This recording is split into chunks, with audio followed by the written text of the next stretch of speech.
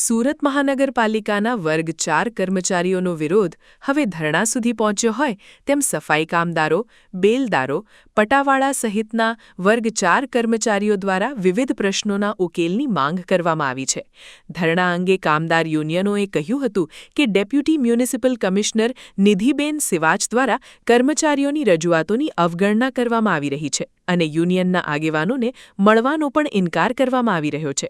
આ મુદ્દે 21 જુલાઈએ મ્યુનિસિપલ કમિશનર, પોલીસ કમિશનર અને લાલગેટ પોલીસને રજૂઆત કરવામાં આવી હતી.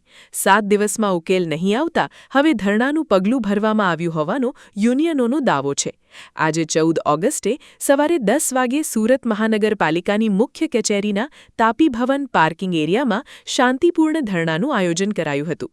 તો યુનિયનોએ જણાવ્યું હતું કે વિરોધ કાયદાની મર્યાદામાં રહેશે અને તેમની માંગ માત્ર સન્માન, ન્યાય અને સંવાદની છે.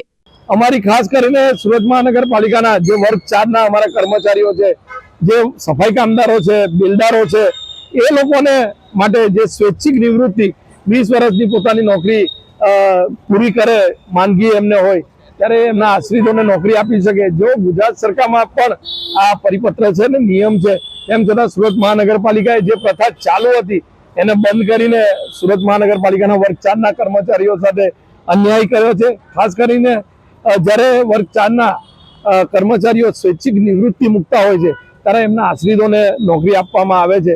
તેવી પ્રથા પણ બંધ કરી છે.